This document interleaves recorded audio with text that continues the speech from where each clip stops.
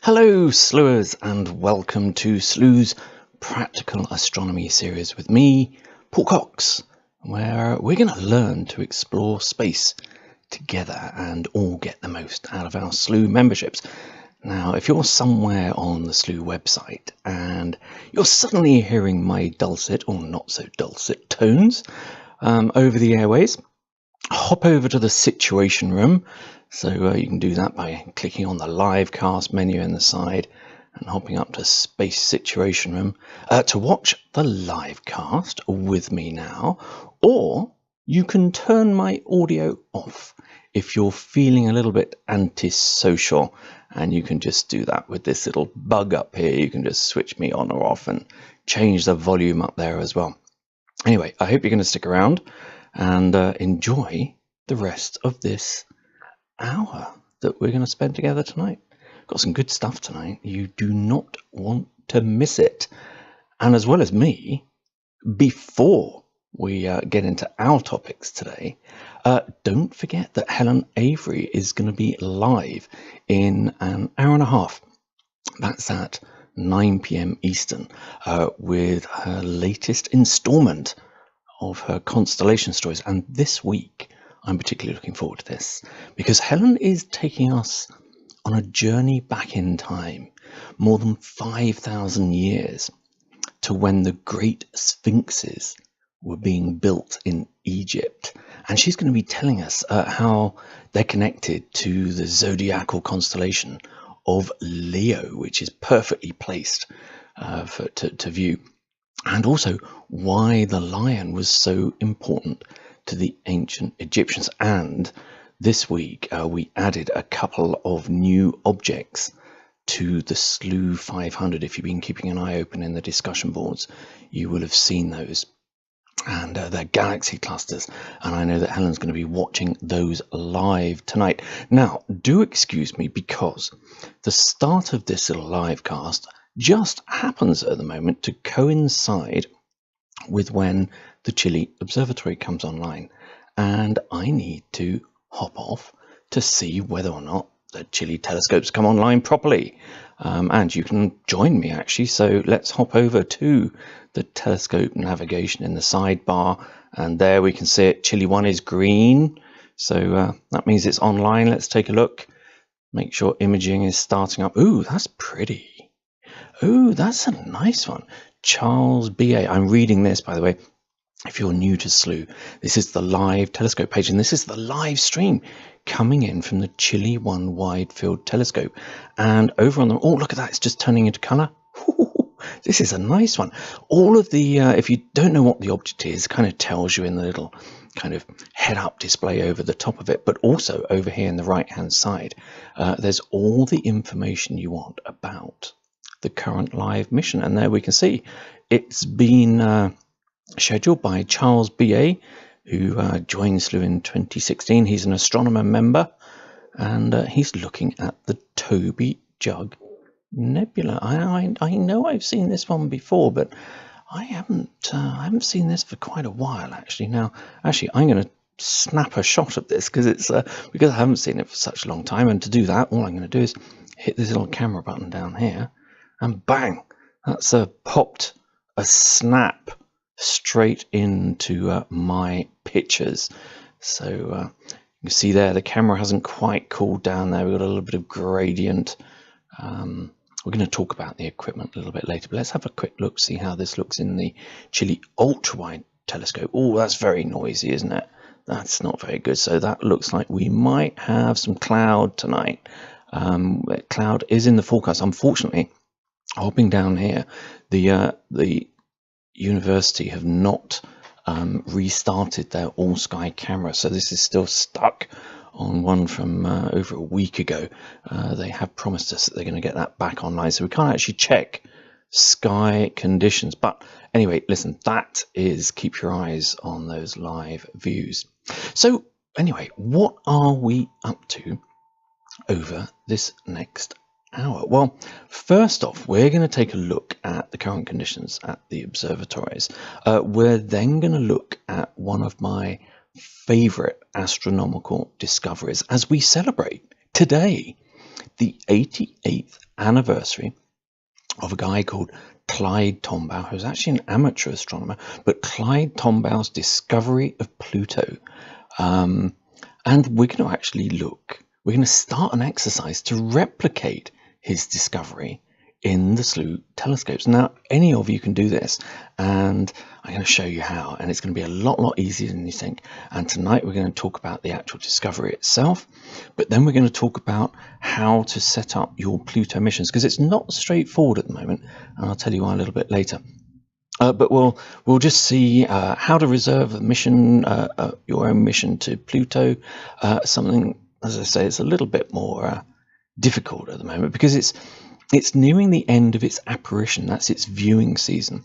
But then we're going to replicate Clyde Tombaugh's technique to identify any moving objects in the images that we collect this week. And then next week, we're going to create a little time-lapse animation of your images that you capture. I'm going to show you exactly how to do it. Got some great free software as well for you. But tonight we're going to look at the first part of that. So that's certainly practical astronomy if ever I heard it. But then we're also going to look at the SLU 2018 Members Messier Marathon and how all members can get involved. Doesn't matter whether you're an astronomer member, an apprentice member, or even SLU crew. Get involved with this Messier Marathon. It's great fun, and it's really great fun because you know that on the night you're collaborating with members from around the globe as we build up our own stunning, and I mean stunning, collection of images of all 110 Messier objects in a single night. So I'm going to tell you all about that a little bit later as well. And actually we're going to deal with that over the coming weeks, get into more and more information. But you need to put into your diaries Saturday the 17th of March, because that's when it's actually going to happen. And if we've got poor weather on the 17th, then we're going to move it to the following night as well. Hey, listen, I've just noticed on my on the home page, look here, my rank's gone up by 2 this week. Cool. My rank is it's a measure of my gravity points that I've got, and gravity points on SLU are really a measure of your activity in the community. So it can be as easy as liking something, like liking that Mars photo, to replying to a comment, attending a mission. Watching this show actually gives you some gravity points. But there you go. Look at that. There are 39 SLU members who over the last year have been more active than me. Wow, what are you guys doing? Do you ever sleep? Hey, listen, while we're just looking at that, before I tell you what else we've got in the hour, you know me. I'm like a kid. I kind of get distracted. And I saw a message the other day, somebody talking about the Mars images that we're seeing at the moment, and that we're not really seeing a great deal of detail on it. Now, this is going to change. The problem with Mars at the moment is it's still quite a long way away from Earth.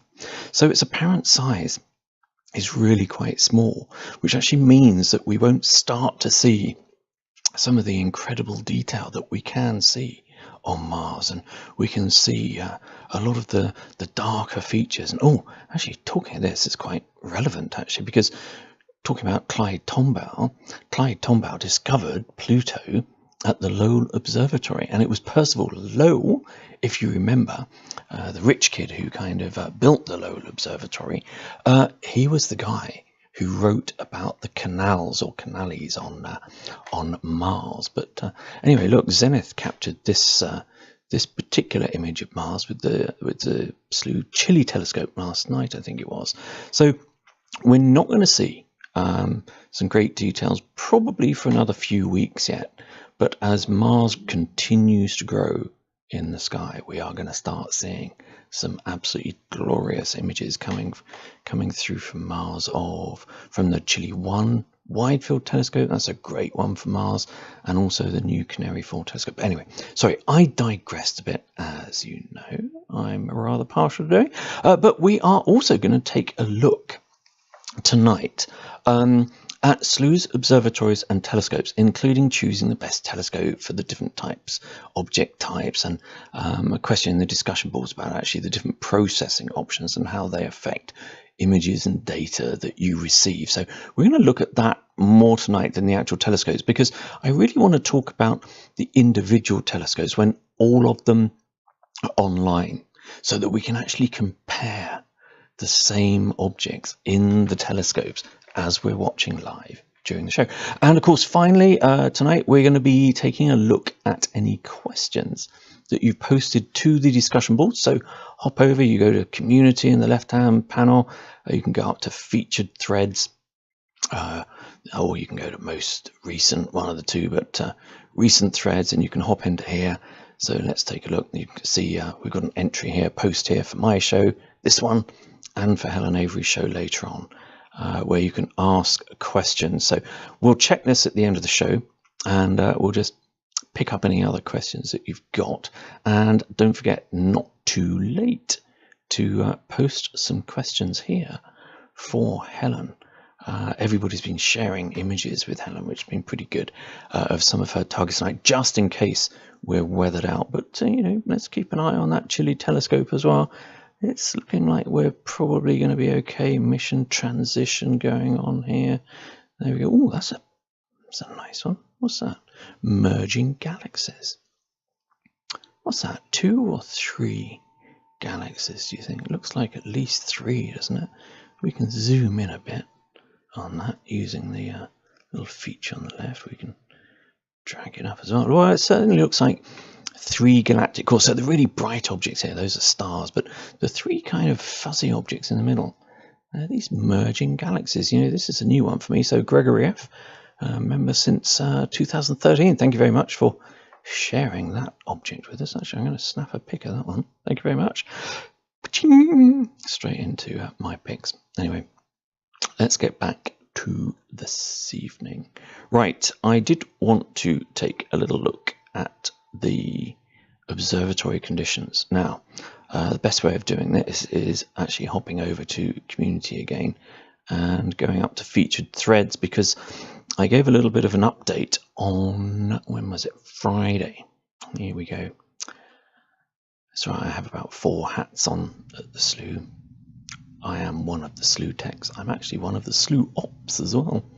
And anyway, look, we had one of the, as you know, the SLU's Canary Islands Observatory is at the Institute of Astrophysics of the Canary Islands. It's actually at the Observatorio del Teide. That's the whole facility.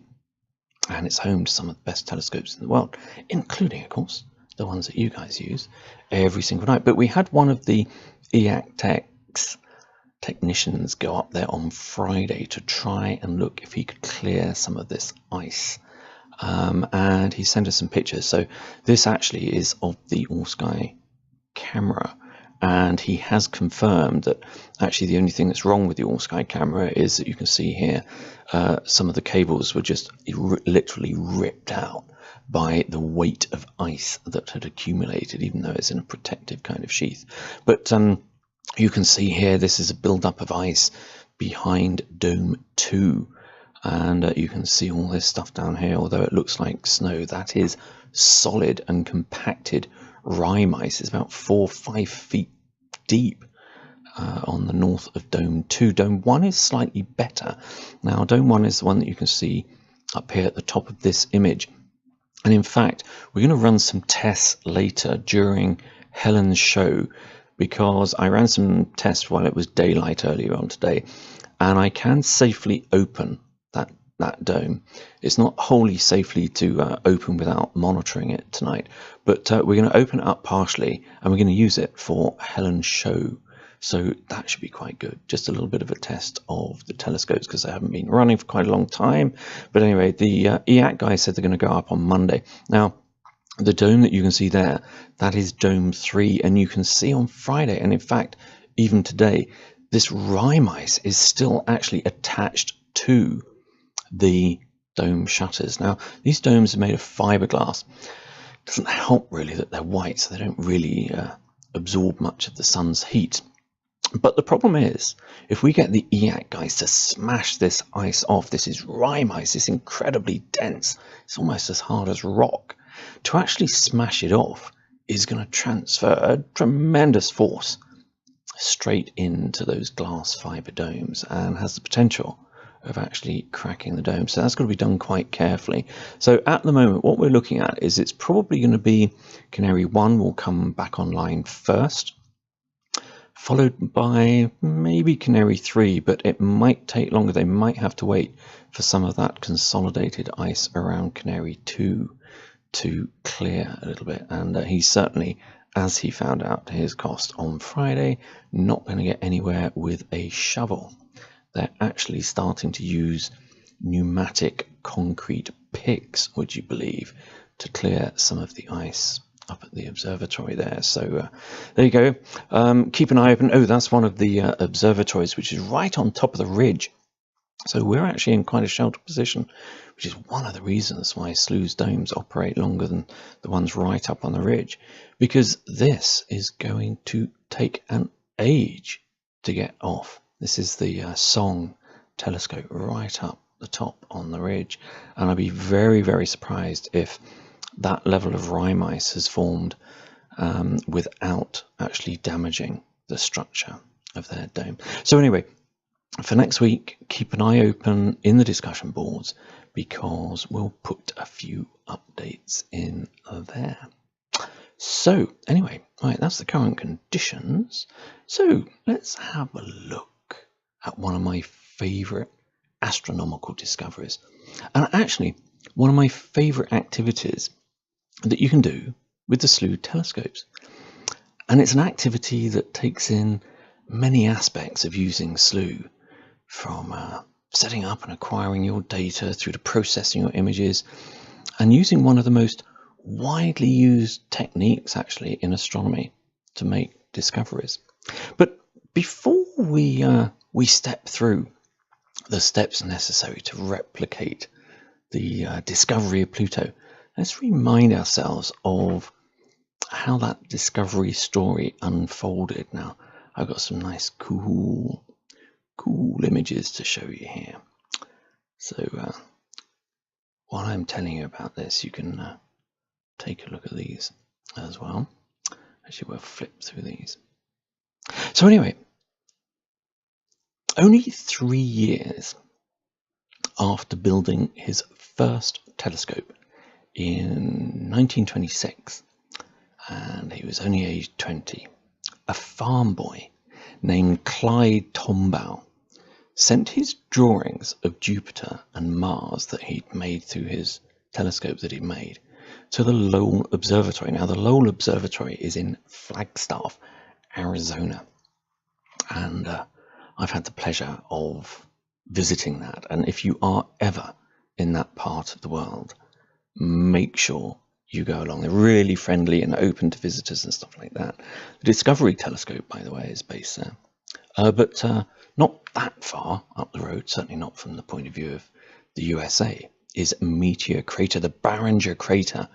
And you know that here at Sloo we talk about the threat from nearest asteroids quite a lot. Well, if you ever wanted to see direct proof that large chunks of primordial space rock impact Earth, hop along to Meteor Crater in Arizona, and you can see the evidence for yourself, because it's carved out, let's say, quite a large chunk of Arizona, which is now a deep hole. Anyway, so great visiting there.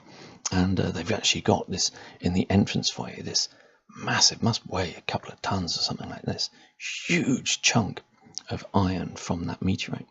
But anyway, listen, we were talking about this farm boy called Clyde Tombaugh, who made his first telescope in 1926, sent these drawings off of Jupiter and Mars, the Lowell Observatory in Flagstaff. And the Lowell Observatory was really famous for its work on Mars. Its creator, its founder, Percival Lowell, he was the guy who used their massive telescope. I mean, it was, you know, one of, if not the best telescope at the time when it was first installed, and he used that to make his observations of Mars. And you may remember that Percival Lowell was the guy who drew out all of these wonderful sketches of Mars and what he believed to be canals on the face of Mars. Turned out he wasn't quite right, but anyway. Farm boy. He sends off his drawings off to the Lowell Observatory, and all he's really expecting is to receive a kind of helpful critique of his work. And so he was quite surprised when, very soon after sending his drawings in, they actually offered him, a farm boy, a job at the observatory. How cool is that? Falling on your feet or what? Anyway, Clyde Tombaugh, this guy, he worked at the Lowell Observatory from 1929 to 1945. Now, his start date, or his start year of 1929, is quite important in the story here. And although he worked there for so many years, it's the discovery that he made during that first year there that has really written his name into the history books. Now, he'd been charged by the observatory director. I think it was Mr. Slifer. What a great name, Mr. Slifer. I don't know if he was a professor, actually. Maybe someone can comment in the discussion boards if he was Professor Slifer. Still sounds a cool name. Anyway, he was the director, and he charged Clyde Tombaugh with the search for the mysterious Planet X. No, not Nibiru, but Planet X, the original Planet X. And it was thought to be responsible for some of the anomalies that had been observed in the orbits of Uranus and Neptune.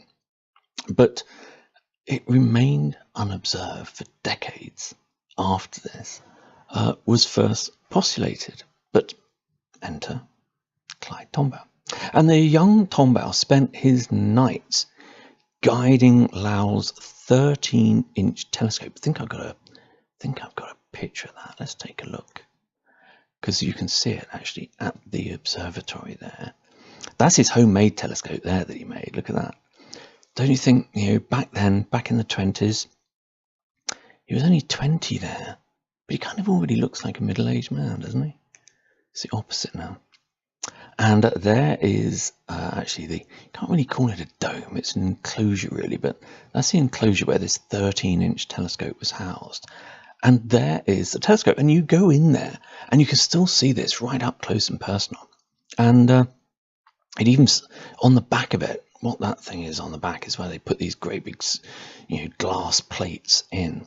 But he used to have to sit there and guide it, and that means he used to look through that other telescope. You can see there's a long thin telescope on the bottom of that, and he had to look through that all the time and make these minute adjustments to the telescope's pointing, because these exposures on these photographic glass plates, which I think are 20 inches across, something like that, would take hours at a time to expose. And each morning he would process these plates before comparing each with one that he'd taken several nights before, his kind of reference images. So there he is actually entering the observatory with one of these glass plates. And he had to, so he's been there all night, been observing all night, looking through this telescope, guiding this telescope, and then every morning he'd take these enormous glass plates into the processing lab and he'd process them. And then he'd stick them in this machine. I think one of the best pieces of astronomical equipment ever created. And next week we're going to use something or exactly this same technique to replicate his discovery. So what he'd do with this machine, it's called the blink comparator. He'd put his reference glass plate in on one side, and he'd put his new image from the previous night on the other side. And he'd blink between the two, and he'd be trying to spot moving objects. Now let's just check, see. Oh, now look at this. So I think it was on the 18th of February 1930, nearly a year after he started his systematic search, he discovered a moving object between the photographic plates he'd taken on, I think it was the 29th, in fact it says it on here but I can't read it, it's too small, 23rd and 29th or the 30th of January 1930. Now, he spotted this moving object. Now let's see if we've got, right, now this is spectacular. This is, I actually took images when I visited that, and this is way back in the 90s, and I stuck a very early digital camera down the eyepiece of the blink comparator, and I took these two images of each plate. Not sure they wanted me to do it, but I did anyway. So these are the original glass plates looking through that piece of equipment, that blink comparator, through the same eyepiece that Clyde Tombaugh used to spot that tiny moving object. Anyway, he went into the office of the observatory director and exclaimed, "Oh, that's right, it was Dr. Slifer. Dr. Slifer, I found your mysterious planet X." Now, is that a great day at the office or not? Be pretty cool, wouldn't it, make a discovery like that? Anyway, the rest, kind of, as they say, is history. And there were loads of great stories. I mean, it was just so exciting. Clyde Tombaugh had discovered the 9th planet of our solar system. News of the discovery, it made headlines around the world. And it was aptly named after, this object was aptly named after the ruler of the cold and dark underworld by an 11-year-old English girl. And Pluto's first 2 letters also honoured the observatory's long since dead founder, Percival Lowell, which I'm not sure was by design part of the choice, or whether it was just a coincidence. But now, 88 years after its discovery, 21 years after the death of its discoverer, Clyde Tombaugh, and a mere 12 years after Pluto's demotion from planet to dwarf planet, we finally explored this tiny world, only a sixth of the mass of Earth's moon, together with its own retinue of tiny moons in unprecedented detail. Yeah, you wouldn't have missed it if you're interested in astronomy. NASA's Pluto Kuiper Belt mission, New Horizons, it was launched back in 2006 using this gravity assist slingshot maneuver around the gas giant Jupiter in 2007. The spacecraft reached its primary target, Pluto, on July 14, 2015, and it's now speeding further into the darkness to study other objects in the Kuiper Belt. Now, what better way to mark the kind of incredible story of its discovery than to replicate the discovery methods used by Clyde Tombaugh at the Lowell Observatory, but by using SLU's modern scientific CCD cameras and telescopes. Now, there are 3 steps that we're going to cover over the next couple of weeks. And the first step, obviously, is to acquire your data. We've got to get some images of Pluto. Now, thankfully, it's a little bit easier for us than it was for Clyde Tombaugh. But then we're also, next week, I think we'll cover this bit, after we've all managed to gather together our images for it. We're going to align the images, and then third step, we're going to blink compare them to try and identify Pluto in our own images, just like Tombaugh did way back then.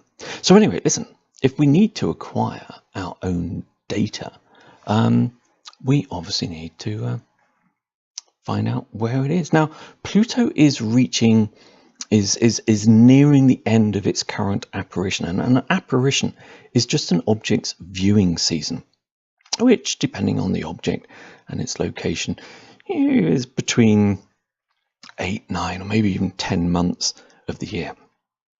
There are some objects that are visible all year round, and those are called circumpolar, and those are normally objects that are close to one of the celestial poles.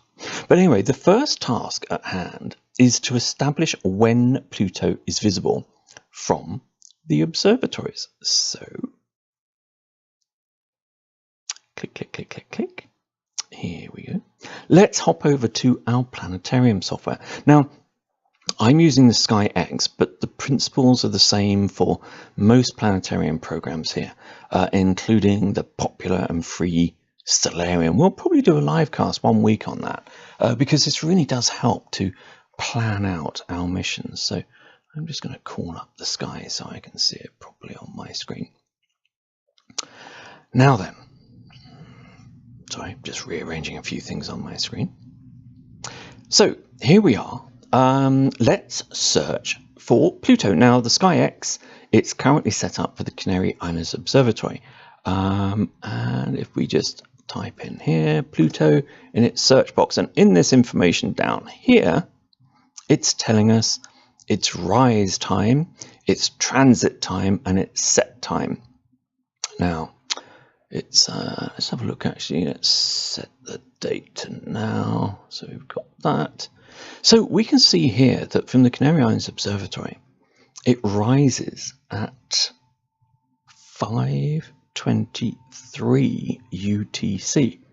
And it transits, that is, it crosses the meridian, and on the sky you can see it as this orange line.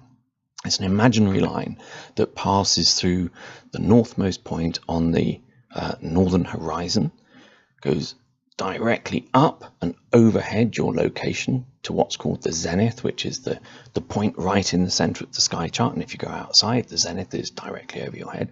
And then that imaginary line, the meridian, carries on going all the way down to the southern horizon. So that's when it transits, and we can see actually already, well, I can because I know when the observatories are open, but that actually occurs after the observatories are closed. Now, let's take another look. We know that the last mission slot at the Canary Islands Observatory is 6:45 UTC, and that is when Pluto is going to be at its highest elevation. Now, if you try and use the SLU 500, and we're going to set up a mission in a little bit, but if you try and use the SLU 500 to set up our mission, it won't show Pluto as being visible. That's because we apply what we call a soft horizon limit to so that apprentice members don't schedule objects when they're too low, because when an object's really low, the images that you get back are really poor quality because it's looking through so much atmosphere. Now, each telescope has its own horizon limits, and there's more information about that over in the discussion boards, and we'll see a little bit of that actually a bit later on. Now, I happen to know that the Canary 3 and 4 telescope horizon limits are lower than the Canary 1 and 2, and checking earlier I saw that Pluto was too low already for the Canary 1 and 2 telescopes to image, but we can use Canary 3 and 4, although frankly until that observatory is back online when the ice is cleared, there's no point in scheduling that. So let's check out Pluto's visibility from the Chile Observatory. Now, to do this, I've got to change the location because visibility depends on where you are in the world. So I'm going up to Input, Location, my custom locations. And you can see here, top two in here, SLU Teide Observatory, and that's Canary Islands, SLU Chile Observatory. So we flick to the SLU Chile Observatory. Now, once again, we can see down here, because we've still got Pluto here, its rise time is 0709 UTC. So it's still disappearing into the morning twilight. So we want to schedule our missions in the last couple of mission slots of the night. And this week, that means around 0925. Now, let's actually set that time in the sky, and we'll see, hopefully, exactly where Pluto is going to be. And there it is, you can see it marked. So you can see over here in the left hand side, it's telling us that its altitude is only going to be 26 degrees above the horizon. But for our purpose this week, that's going to be high enough for us to make some reservations. Now, it's still not high enough to appear in the SLU 500 selection, so we'll have to use a coordinate mission to reserve it. Now, catalogue and coordinate missions give astronomer members the opportunity to reserve a target that's below the soft horizon, because we make the assumption that astronomer members will know that imaging a target so low is going to affect the quality of the resulting images. So if you're an astronomer member, you can set up your own Pluto missions this week using the Chile telescopes or the Canary 3 and 4 when they're back online. But for any apprentice members out there, don't worry, because you can piggyback the missions that I've already set up for us using the Chile telescopes. But we will just take a very quick look now at setting up a coordinate mission, because there was a question this week about setting up a coordinate mission using the sky, because we've got it open at the moment. Now, we're going to set up some missions at the end of the night later this week. So you're not going to see this as we hop over to the reservation page, but I'm going to hop over to the reservation page, see when we've got an available mission slot. I'm going to come in here. I'm going to change the date and time to match that mission slot. And then I'm going to come into here for these two lines, and these are the Epoch 2000 right ascension and declination. Those are the object's coordinates. And actually, if we just do this, I'm going to frame up Pluto. I'm going to zoom out a little bit, because what I've got in the sky, which is really, really useful to plan your missions, is I've got the field of view boxes of the telescopes overlaid. And I'm just going to rotate it so that it's north up, which is the same as all of the SLU images. Get rid of that little thing. Now, there is Pluto marked, and the first little blue square rectangle that you can see, that's the Chile 1 wide field. So that's what we're going to see in the Chile 1 wide field telescope. But let's just see how much it moves from hour to hour. So you can see there Pluto's moving a very small distance, which would actually be quite difficult to see. And we know that we're really not going to be able to schedule this an hour before the very end of missions anyway. So let's have a look. So let's gather some data over a couple of nights. So let's see how far it moves from the 19th to the 20th to the 21st. So we can see that even if we captured Pluto one night every week this week, it's still going to stay within the same field of view. So in fact, what you could do here to make your task easier, and it's actually what I've done, we'll use the same coordinates every single night, and that's going to help us because our image is going to be pretty well aligned, which will make it far easier to see Pluto. But anyway, so you're not really going to see what I do when I hop back into the sky, because now we're going to hop over to the telescope reservation page. So, talk amongst yourselves. Right, telescopes, schedule telescopes. I want to do it by telescope. I want the Chile telescopes, Chile 1. Now, I happen to know that the schedule is full for tonight, but you can see here, folks, I've already scheduled a couple of Pluto missions at the end of the night. So if you're an apprentice member, or any member actually, you can piggyback on those by using the auto save to my pictures. But let's take a look, see if there are any slots available tomorrow. No, there aren't, because once again, I have scheduled a couple for you. But let's take a look at Tuesday morning then. Okay, so there's a slot open on Tuesday morning, which is the night, actually it's Wednesday morning, it's the night of the 20th. So I'm just going to hop over to the sky, and I'm going to set the 21st, because it's Wednesday morning, and 9:25, this particular slot here. So you won't see me doing this. And I'm just going to copy the coordinates, right ascension, and I'm going to hop back to this page, and I'm going to say enter coordinates here. That's the type of mission we want to set up, because as I say, Pluto will not show up as a SLU 500 object is too low. Now I've copied to my desktop from the sky the right ascension in there, and I do it with decimals because it just makes it easier.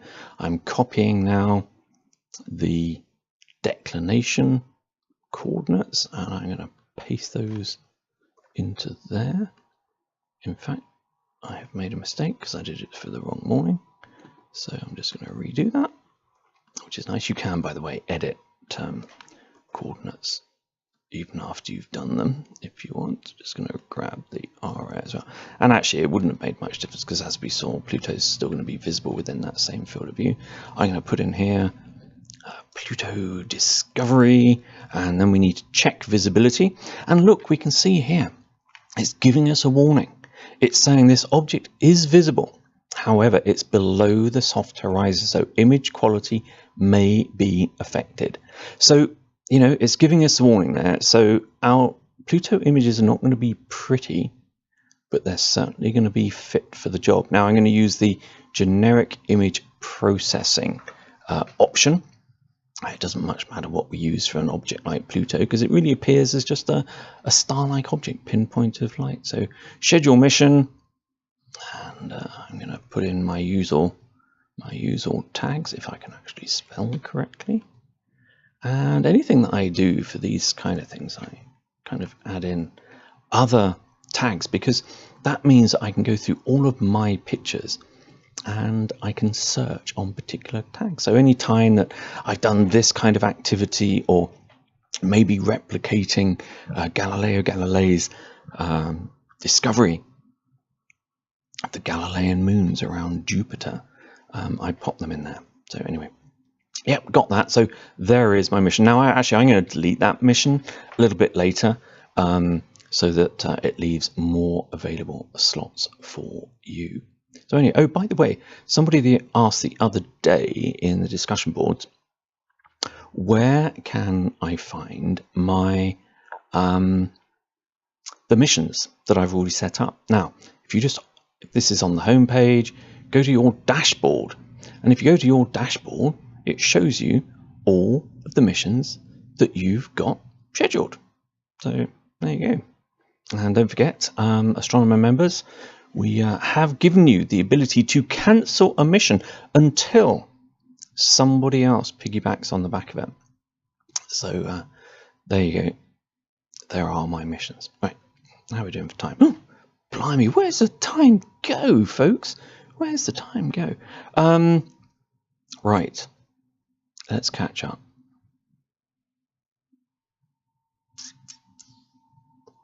So listen, we've done the reservations.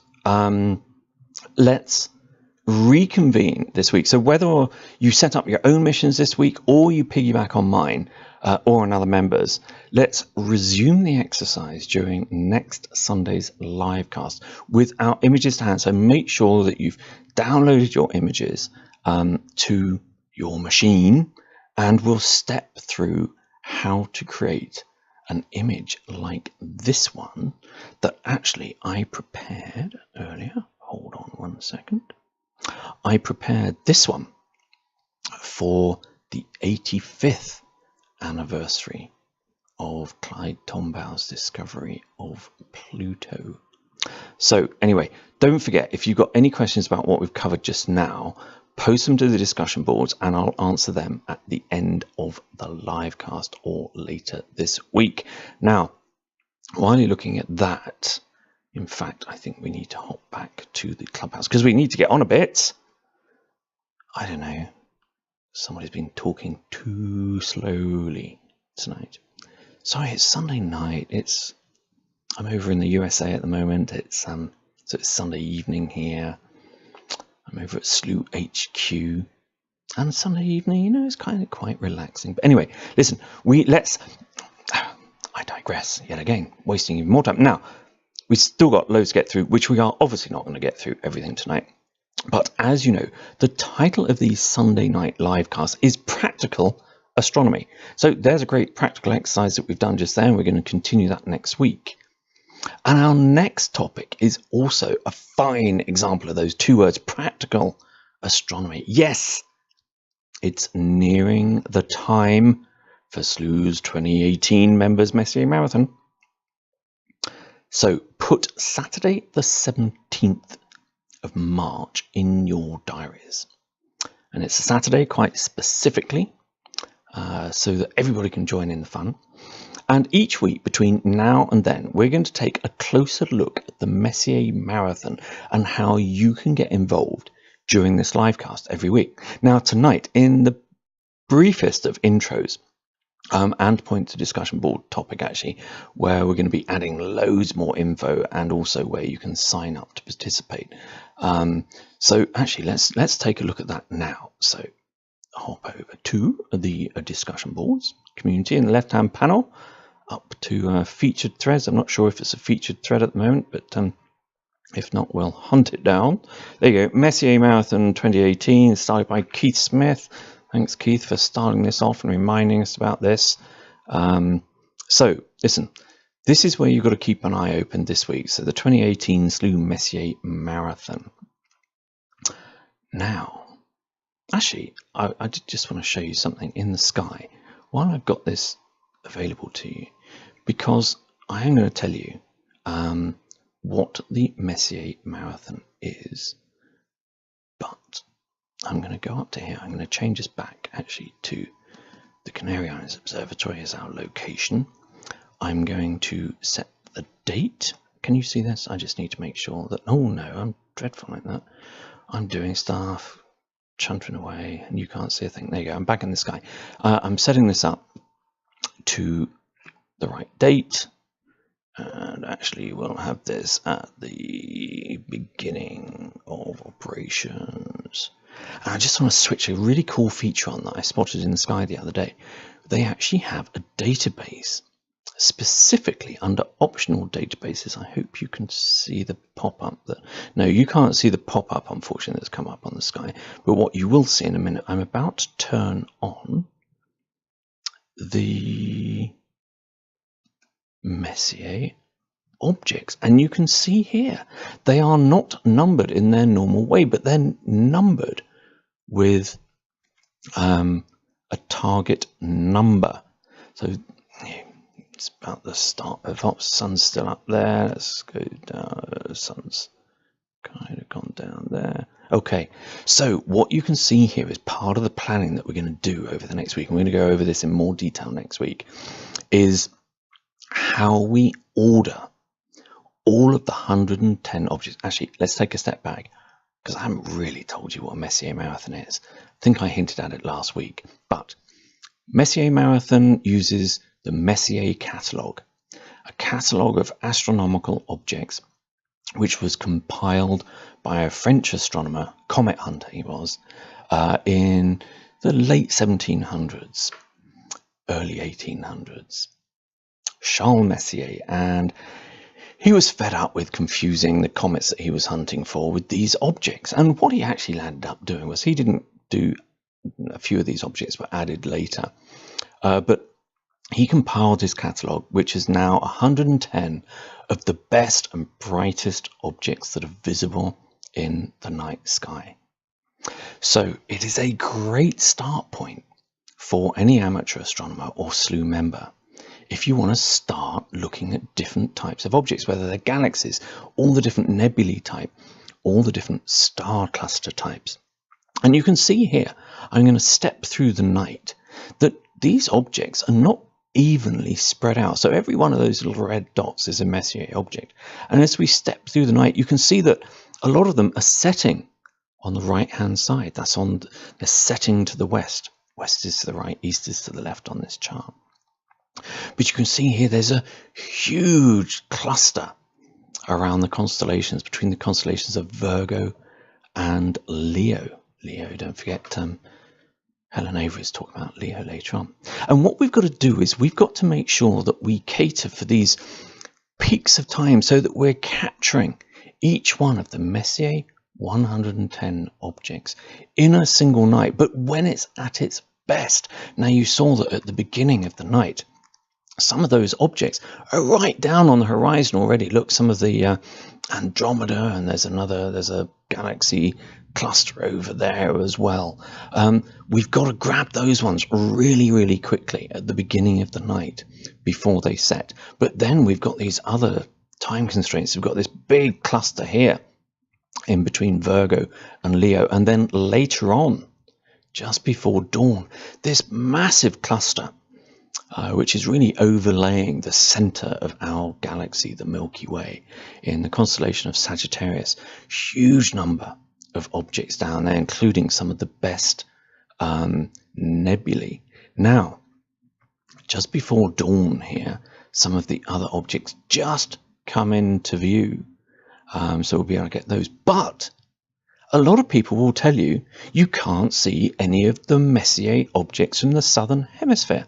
Well, I say hogwash to that. You can. In fact, I was even reading a book the other day about the Messier Marathon, and they said you can't see any Messier objects in the southern hemisphere. Well, I'm about to change the sky to use the Chile Observatory. So it's now set up for the Chile Observatory. And look at this. Actually, these two giant clusters of Messier objects, that lot over on the right between Virgo and Leo. But more importantly, this crowd near the constellation of Sagittarius actually gets far, far higher from the southern hemisphere than it does from the northern hemisphere. So in fact, Chile is going to be instrumental in our SLU Messier Marathon this year, because it's going to give us, this is timed now for the end of missions from Chile, it's going to give us actually the best views of some of these beautiful, beautiful objects in and around the constellation of Sagittarius, including the Lagoon Nebula, the Eagle Nebula M16, and bundles more. So actually, that's going to be really important to us. So what are we going to do next week? Well, next week, we're going to go through the detail of how we actually plan out the Messier Marathon. And what you're going to be able to do is you're going to be able to kind of pin your name against your favorite objects, and you can schedule those. So as a community, we're going to schedule all 110 objects, hopefully using all of the telescopes at both observatories for the entire night. And I'll tell you, participating in one of these, especially if you're new to astronomy, you're going to see probably the widest range of objects. And even within object types, you're going to see the widest array of globular clusters or galaxy types or different types of reflection or emission or planetary nebulae. They are all in a single night. And it's that condensed period of time that turns into actually, I think, one of the best learning opportunities in astronomy. And that's participating in a Messier Marathon. And when we do it, we haven't done one for a few years, have we, folks? When we do it, we're doing it in collaboration with hundreds and hundreds of other members around the world. So anyway, listen, we're running out of time now, so I'm going to hop very quickly on to our last subject, and then we'll take a very quick look and see if we've got any questions that we can deal with. Might have to pick up some of those in the discussion boards later as well. So let's just take a quick hop over, because I said at the beginning of the show, one of the things that I've been trying to squeeze in to this live cast every week is to talk about the observatories more and the telescopes more. But I really want to go through each telescope when all of them are online, which means when the Canary Islands telescopes are online, as well as the Chile Observatory. But what I wanted to point you to now, and this is something a few members have really enjoyed having this week, under featured threads in the discussion boards, we're going to leave this here for quite some time, possibly permanently. You can see a post by me saying observatory information and telescope specifications. Now, next week, we're going to take a closer look at each one of these, but this is basically a single post, and it's got all of the links that you need to go directly to, let's say, the half-meter telescope in the Canary Islands, that observatory, that telescope, and it's got all of the information that you want about that particular telescope, plus some images of it as well. So I'm going to go through that in slightly kind of more detail when the telescopes are online. But actually, have we got time to just take you through one thing? Let's have a look here.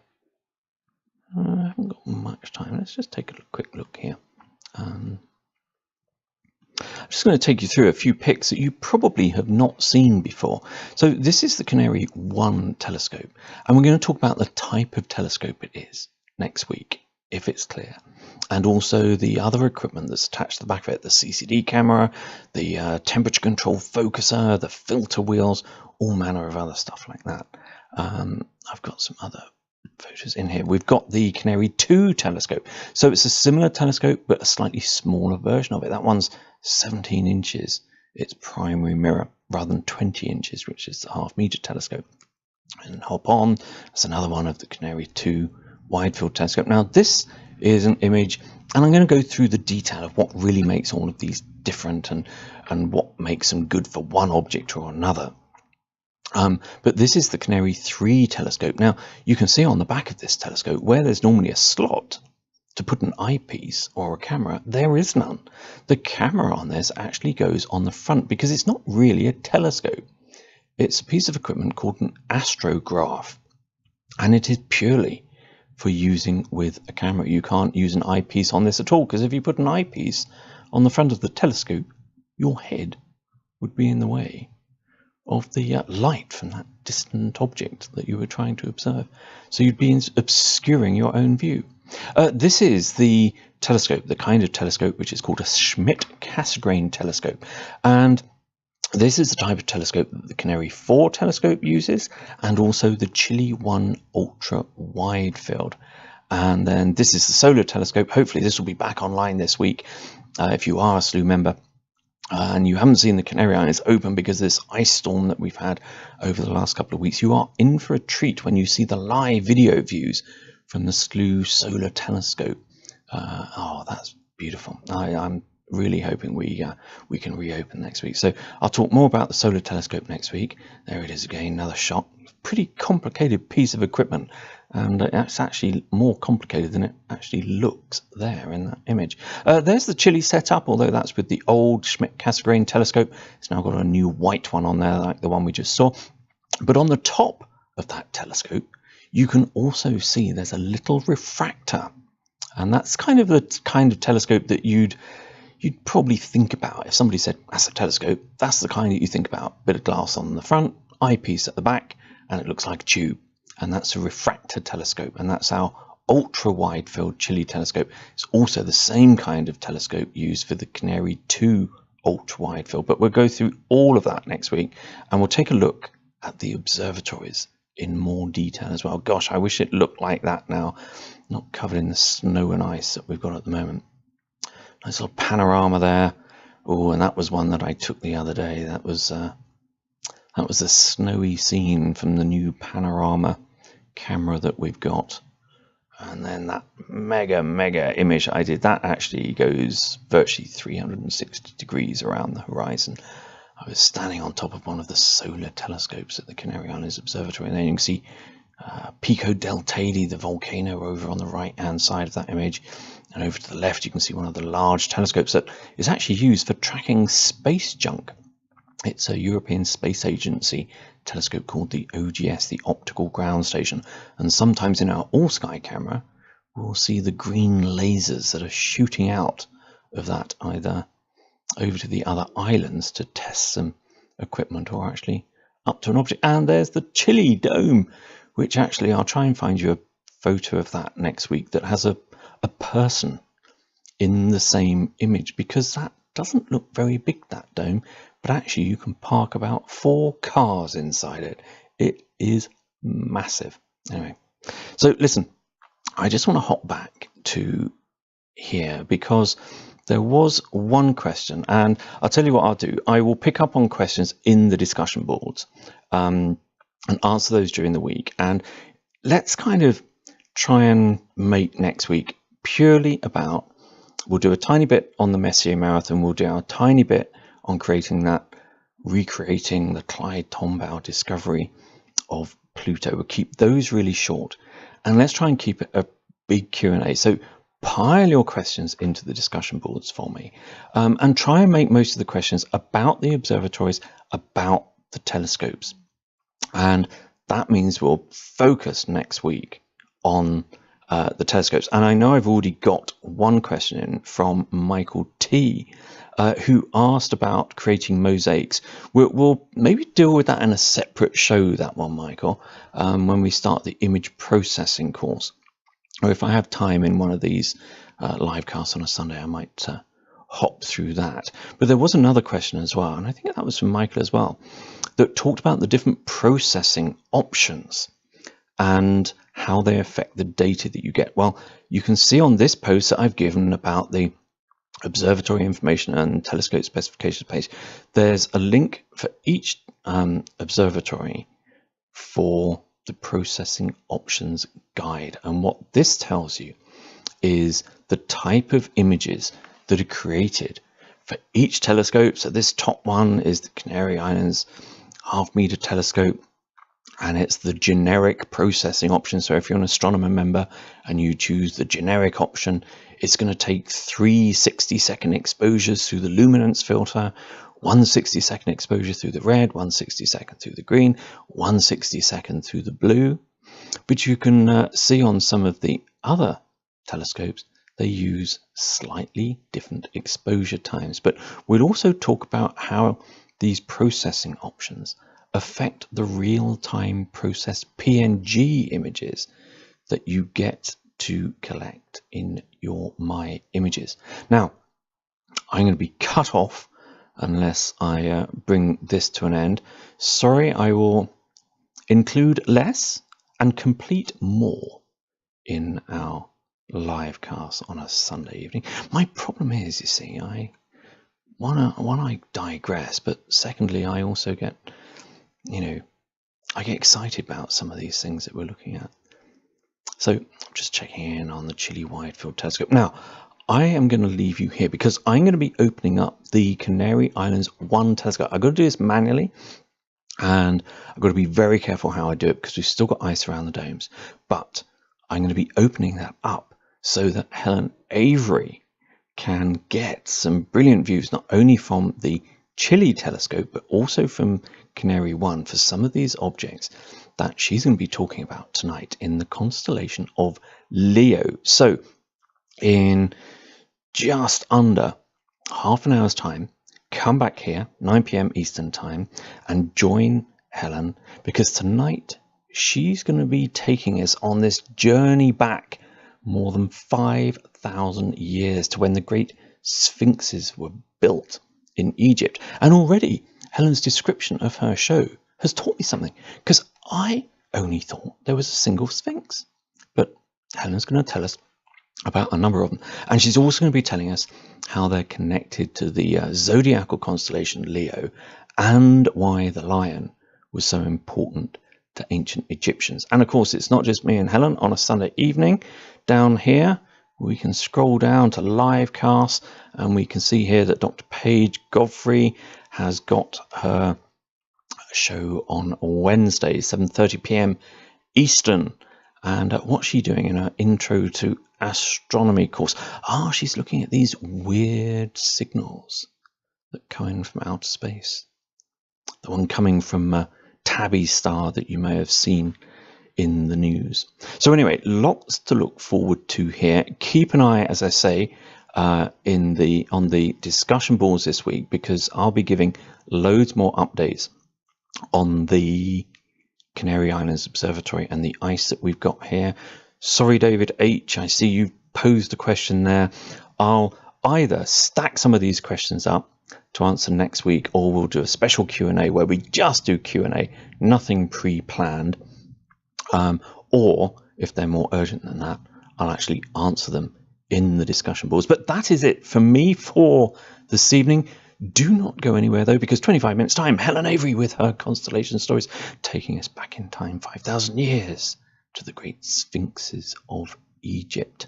I'm Paul Cox. This has been Practical Astronomy on Sunday evening. Bye for now. See you next week. Bye all.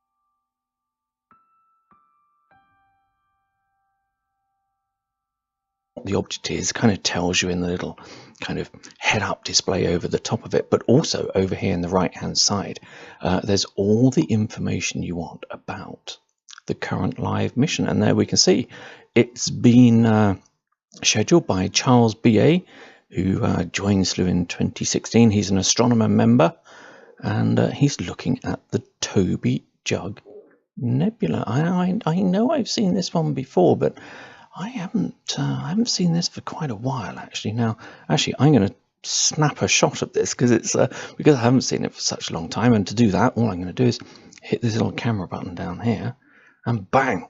That's popped a snap straight into my pictures. So you can see there the camera hasn't quite cooled down there. We've got a little bit of gradient. We're going to talk about the equipment a little bit later, but let's have a quick look, see how this looks in the Chile ultra-wide telescope. Oh, that's very noisy, isn't it? That's not very good. So that looks like we might have some cloud tonight. Cloud is in the forecast. Unfortunately, hopping down here, the university have not restarted their all-sky camera, so this is still stuck on one from over a week ago. They have promised us that they're going to get that back online, so we can't actually check sky conditions. But anyway, listen, that is, keep your eyes on those live views. So anyway, what are we up to over this next hour? Well, first off, we're going to take a look at the current conditions, and even SLU crew get involved with this Messier Marathon. It's great fun, and it's really great fun because you know that on the night you're collaborating with members from around the globe as we build up our own stunning, and I mean stunning, collection of images of all 110 Messier objects in a single night. So I'm going to tell you all about that a little bit later as well, and actually we're going to deal with that over the coming weeks, get into more and more information, but you need to put into your diaries Saturday the 17th of March, because that's when it's actually going to happen. And if we've got poor weather on the 17th, then we're going to move it to the following night as well. Hey, listen, I've just noticed on my on the home page, look here, my rank's gone up by 2 this week. Cool. My rank is it's a measure of my gravity points that I've got, and gravity points on SLU are really a measure of your activity in the community. So it can be as easy as liking something, like liking that Mars photo, to replying to a comment, attending a mission. Watching this show actually gives you some gravity points. But there you go, look at that. There are 39 SLU members who over the last year have been more active than me. Wow, what are you guys doing? Do you ever sleep? Hey, listen, while we're just looking at that, before I tell you what else we've got in the hour, you know me, I'm like a kid. I kind of get distracted, and I saw a message the other day, somebody talking about the mission stories, and this week I'm particularly looking forward to this because Helen is taking us on a journey back in time, more than 5,000 years, to when the great sphinxes were being built in Egypt. And she's going to be telling us how they're connected to the zodiacal constellation of Leo, which is perfectly placed to view and also why the lion was so important to the ancient Egyptians. And this week we added a couple of new objects to the SLU 500. If you've been keeping an eye open in the discussion boards, you will have seen those. And they're galaxy clusters, and I know that Helen's going to be watching those live tonight. Now, do excuse me, because the start of this little live cast just happens at the moment to coincide with when the Chile Observatory comes online, and I need to hop off to see whether or not the Chile telescopes come online properly. And you can join me actually, so let's hop over to the telescope navigation in the sidebar, and there we can see it. Chile 1 is green, so that means it's online. Let's take a look, make sure imaging is starting up. Ooh, that's pretty. Ooh, that's a nice one. Charles B.A. I'm reading this, by the way. If you're new to SLU, this is the live telescope page, and this is the live stream coming in from the Chile 1 Wide Field Telescope. And over on the, oh, look at that, it's just turning into color. This is a nice one. All of the, if you don't know what the observatory is, we're then going to look at one of my favorite astronomical discoveries as we celebrate today the 88th anniversary of a guy called Clyde Tombaugh, who's actually an amateur astronomer, but Clyde Tombaugh's discovery of Pluto. And we're going to actually look, we're going to start an exercise to replicate his discovery in the SLU telescopes. Now, any of you can do this, and I'm going to show you how, and it's going to be a lot easier than you think. And tonight we're going to talk about the actual discovery itself, but then we're going to talk about how to set up your Pluto missions, because it's not straightforward at the moment, and I'll tell you why a little bit later. But we'll just see how to reserve a mission, your own mission to Pluto. Something, as I say, it's a little bit more difficult at the moment because it's nearing the end of its apparition. That's its viewing season.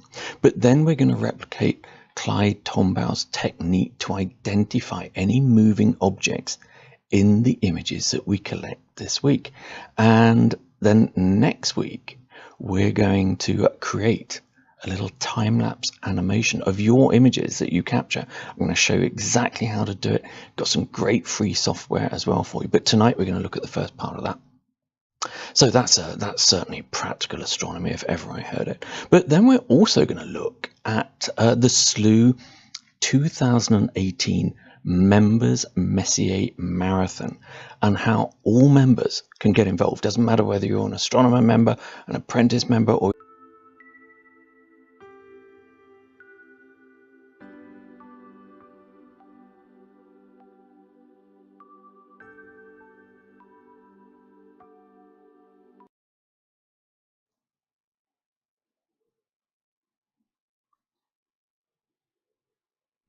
hello, slewers, and welcome to SLU's Practical Astronomy series with me, Paul Cox, where we're going to learn to explore space together and all get the most out of our SLU memberships.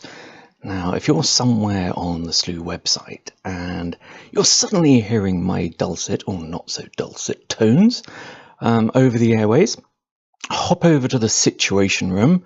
So you can do that by clicking on the live cast menu in the side and hopping up to Space Situation Room to watch the live cast with me now. Or you can turn my audio off if you're feeling a little bit antisocial, and you can just do that with this little bug up here. You can just switch me on or off and change the volume up there as well.